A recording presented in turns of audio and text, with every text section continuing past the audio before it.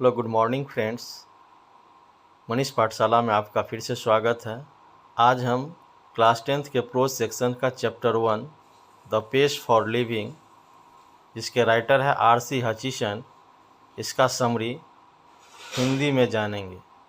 तो शुरू से अंत तक इस वीडियो को देखिएगा, आसानी से समझ में आ जाएगा। चूँकि ये सारांश हिंदी में दिया हुआ है तो आप बिल्कुल आसानी से इसको समझ पाएंगे। तो चलिए शुरुआत करते हैं। लेखक आर.सी. हचिसन जो है अपने निबंध का आरंभ इस बात से करते हैं कि एक बार उसने डबलिन नगर के एक थिएटर में एक नाटक देखा था। इस नाटक का मुख्य पात्र एक अधेर भुट्टा बेचने वाला व्यापारी था, यानी मेन कैरेक्टर जो था वो कॉर्न मर्चेंट था। वह आयरलैंड के एक छोटे से शहर में रहता था।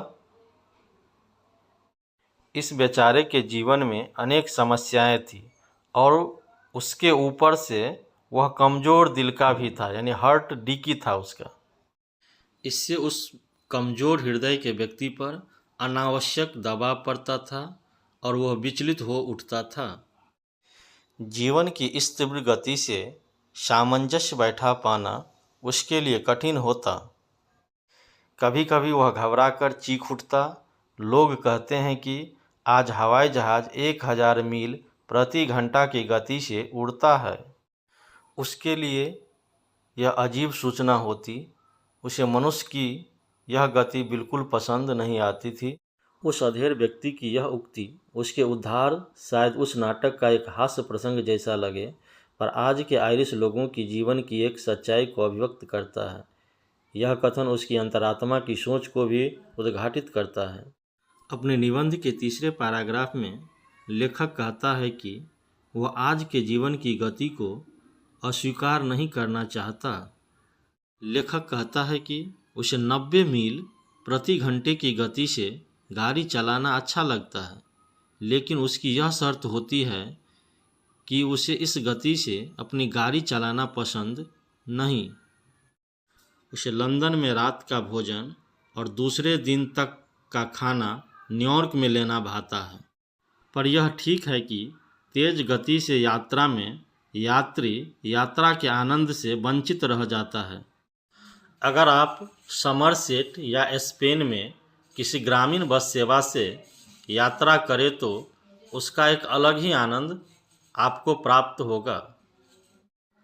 पर तेज गति से गाड़ी चलाना एक अलग आनंद की अनुभूति होती है। हमारे पूर्वज इस सुख की अनुभूति से वंचित रह गए थे। लेखक कहता है कि आज के जीवन की गति कहीं भी अस्वीकारनीय नहीं है, क्योंकि हमारा मस्तिष्क तो मशीन की गति को आत्मसात कर लेता है। लेखक पुनः कहता है कि वह उस जनजाति का प्राणी अपने आप को मानता है कि जिसके सोचने की गति धीमी है, यानी वो अपने आप को स्लो थिंकर समझते हैं। फिर लेखक कहता है कि मेधा शक्ति के परीक्षण में उसे सबसे कम नंबर प्राप्त होगा, क्योंकि आज का परीक्षण मेधा शक्ति से ज़्यादा मस्तिष्क की गति का परीक्षण होता है। लेखक को यह अस्वीकार करने में संकोच नहीं कि उसकी तरह आज के युग के मंद गति के विचारकों को जीवन में आराम और सुख कम ही मिलेगा। थैंक यू दोस्तों। आशा करते हैं यह हिंदी समरी आपको आसानी से समझ में आया होगा। बहुत बहुत धन्यवाद। अब हिंदी समरी जानने के बाद जानेंगे इस चैप्टर के इम्पोर्टेंट पॉइंट। पहला पॉइंट है R C. Hutchison is a British novelist. RC. Hutchinson British novelist थे। चूँकि ये ब्रिटेन में रहते थे इसलिए उसे ब्रिटिश नोवेलिस्ट कहा जाता है। तो ध्यान रखेंगे RC. Hutchison is a British novelist. दूसरा पॉइंट है the writer captures the agony of modern man. Modern man माने होता है आधुनिक आदमी, एगोनी माने होता है दुख दर्द। तो इस चैप्टर में राइटर्स जो है मॉडर्न मैन की दुख व्यथा को कैप्चर कर रहे हैं, इसके बारे में बता रहे हैं। थर्ड पॉइंट है the writer saw a play in Dublin. इसमें राइटर जो है एक नाटक डबलिन में देख रहे थे। तो the writer saw a play in Dublin, यहाँ से भी ऑब्जेक्टिव बनता है राइटर कहाँ प्ले देख रहे थे, तो डबलिन में। Next point the chief character was an elderly corn merchant. इस नाटक का जो चीफ कैरेक्टर था वो एल्डरली कॉर्न मर्चेंट था, बुजुर्ग भुट्टा बेचने वाला। और next point, small Irish country town, इसका मतलब हुआ कि ये जो एल्डरली कॉर्न मर्चेंट था वो स्मॉल आयरिश कंट्री का रहने वाला था। आयरिश एक जगह का नाम है, तो आयरिश का वो रहने वाला था। नेक्स्ट पॉइंट है, his heart was dicky. Dicky मान होता है कमज़ोर, उसका हार्ट दिल बहुत कमज़ोर था। तो यहाँ से भी क्वेश्चन बनता है उसका हार्ट कैसा था, तो डिकी। नेक्स्ट पॉइंट है, his nephew was cheating him. उसका भतीजा उसे ठग रहा था। Who was cheating him? His Neiphiu. उसका नेफ्यू जो है भतीजा उसे चीट कर रहा था। नेक्स्ट पॉइंट है, his wife had fanatic notion of spending 10 pound. उसकी पत्नियाँ किसी भी पर्व त्यौहार के मौके पर एक एक बार में 10 पाउंड खर्चा कर डालती थी। तो his wife had fanatic notion of spending 10 pound. Next point, the writer dislike of rapid movement. Writer जो थे रैपिड मूवमेंट माने होता है तीव्र गति को नापसंद करते थे। Next point, the writer enjoying going in a car at 90 miles an our. वो रैपिड मूवमेंट को डिसलाइक करते थे, लेकिन अगले ही पॉइंट में कह रहे हैं कि the writer enjoying going in a car at 90 miles an our. Writer जो है सो कार में 90 माइल प्रति घंटा के रफ्तार से चलना उसे बहुत पसंद था। यानी इसको भी ध्यान रखेंगे, ऑब्जेक्टिव के लिए बहुत महत्वपूर्ण है। 90 माइल्स एन आवर से वो इंजॉय करते थे कार में चलना। नेक्स्ट पॉइंट है, the writer speak with prejudice. Writer जो है सो बात करते थे, प्रीजुडाइस माने होता है पूर्वाग्रह जो होता है, जो पहले से जो ग्रसित होती है उसकी भावना से वो बातचीत करते थे। नेक्स्ट पॉइंट है, the writer enjoy going in a car at 90 miles an our. Writer 90 kilometre प्रति घंटा से कार में इंजॉय करना पसंद करते थे, समझा चुके हैं। The writer speaks with prejudice. Writer जो है सो पूर्व की धारणा से ग्रसित होकर बात करते थे, ये भी बता चुके हैं। अब नेक्स्ट पॉइंट है, the writer belongs to the tribe of slow thinker. Writer जो है स्लो थिंकर ट्राइब से बिलोंग करते थे, यानी वो बहुत धीमा सोचने वाले थे। तो ये ऑब्जेक्टिव क्वेश्चन बहुत महत्वपूर्ण बनता है कि राइटर किस ट्राइब से बिलोंग करते थे, तो स्लो थिंकर। याद रखेंगे, the writer belongs to the tribe of slow thinker. Next point है, in cinema the writer find himself in a hopeless fog. Cinema में राइटर अपने आप को होपलेस फॉग की स्थिति में पाते हैं। तो ये भी क्वेश्चन बनता है कि राइटर सिनेमा में अपने आप को किस स्थिति में पाते हैं, तो hopeless fog. In cinema the writer find himself in a hopeless fog. Next point है, there are 3 girls in the film. इस सिनेमा में 3 लड़कियां थी। तो ये भी महत्वपूर्ण ऑब्जेक्टिव बनेगा कि how many girls in the cinema, तो there are 3 girls in the film. Film में कितने लड़कियां थी, तो 3 लड़कियां थी। तो ध्यान रखेंगे, there are 3 girls in the film. तो ये सभी पॉइंट धीरे धीरे जो पढ़ रहे हैं आप, ये ऑब्जेक्टिव के दृष्टिकोण से बहुत ही महत्वपूर्ण है। तो इस पॉइंट को एकदम दिमाग में रखेंगे ताकि आपका कोई भी ऑब्जेक्टिव न छूट पाए। Next point, hero falls in love with girls BCA in that order. Cinema जो देख रहे थे उसमें 3 लड़कियां थी और हीरो किस तरह से प्रेम में पड़ता है तीनों लड़की के साथ, तो पहले B से प्यार होता है, फिर C से, फिर A से। इस तरह BCA ऑर्डर में वो प्यार में पड़ जाते हैं। तो याद रखेंगे, एक कोर्स भी होता है BCA MCA कोर्स, तो BCA इसको कनेक्ट करके इस तरह से देखेंगे। BCA ऑर्डर में हीरो जो है सो लड़कियों के साथ प्यार में पड़ते हैं। नेक्स्ट पॉइंट है, people think faster than the people did 30 years ago. लोग जो है 30 बरस पहले जो लोग सोचते थे उससे कहीं ज़्यादा आज के लोग तेज सोचते हैं। Next points, those who do not think fast. जो लोग तेज नहीं सोचते हैं, they may not get another chance in this world. वो इस दुनिया में फिर दूसरा मौका नहीं पाते हैं। तो राइटर कहते हैं कि इस दुनिया में दूसरा मौका वो नहीं पाएंगे जो आजकल तेज नहीं सोचेंगे।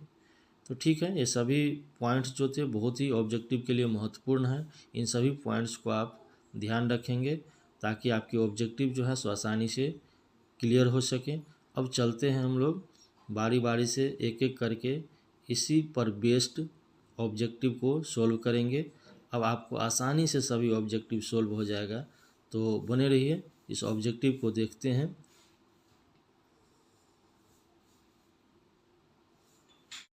अब चलते हैं महत्वपूर्ण ऑब्जेक्टिव क्वेश्चन आंसर पे। पहला ऑब्जेक्टिव है the pace for living is written bye.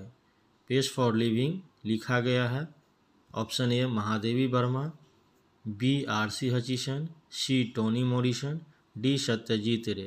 तो इसका आंसर होगा बी आर.सी. हचिसन। पहले भी पढ़ाया जा सका है B RC. Hutchinson. In the essay the pace for living the corn merchant is. The pace for living एक तरह का एसे है जिसमें कॉर्न मर्चेंट है। क्या है? तो option A an ambitious man, B an anxious man, C an adventurous man, D a clever man. तो आंसर होगा बी एन एक्सिशियस मैन। तीसरा objective who did like fast travelling. Fast travelling किसे पसंद है? Option A the corn merchant, B the wife of corn merchant, C the author, D none of these. Answer होगा C the author. Author माने लेखक। लेखक को fast travelling बहुत पसंद है।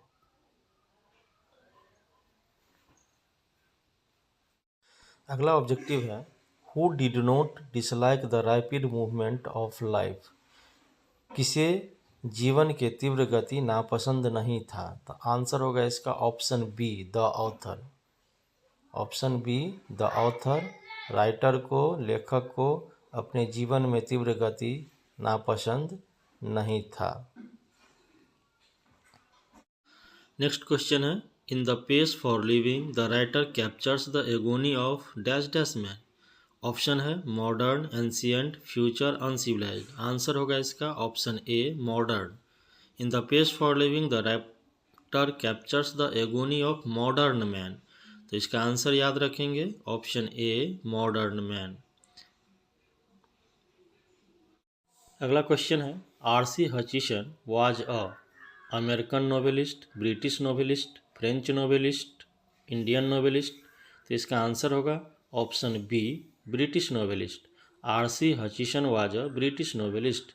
आर.सी. हचिसन ब्रिटिश नोवेलिस्ट थे। नेक्स्ट क्वेश्चन है who was cheating the corn merchant. Corn merchant को कौन ठग रहा था? His son, his nephew, his daughter, his wife.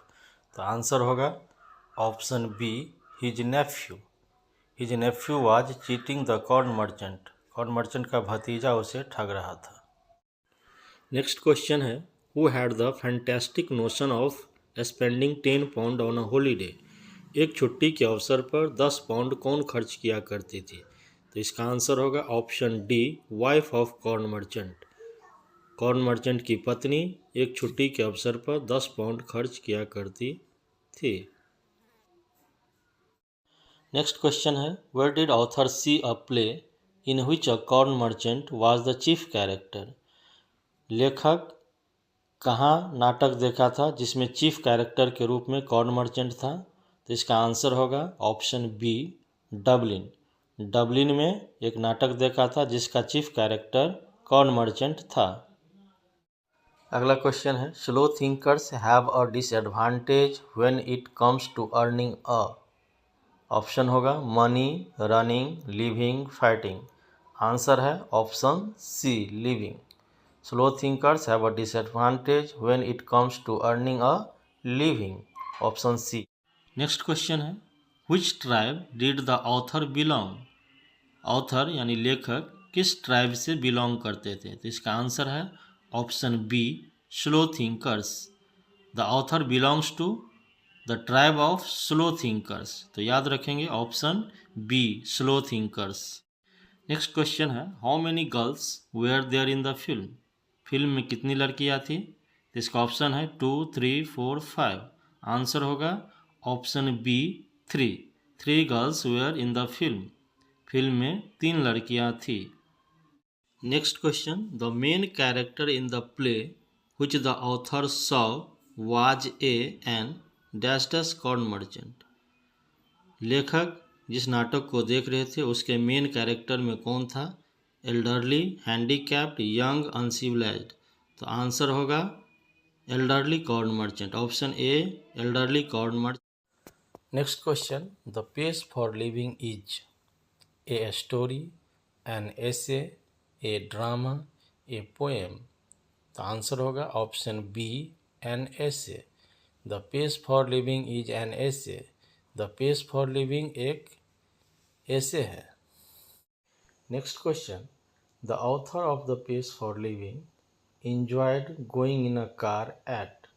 Pace for living के जो ऑथर हैं कितने किलोमीटर प्रति घंटा की रफ्तार से कार में जाना का आनंद लेते हैं? तो आंसर होगा इसका option A 90 miles an hour, 90 kilometre प्रति घंटा, 90 माइल्स एन आवर।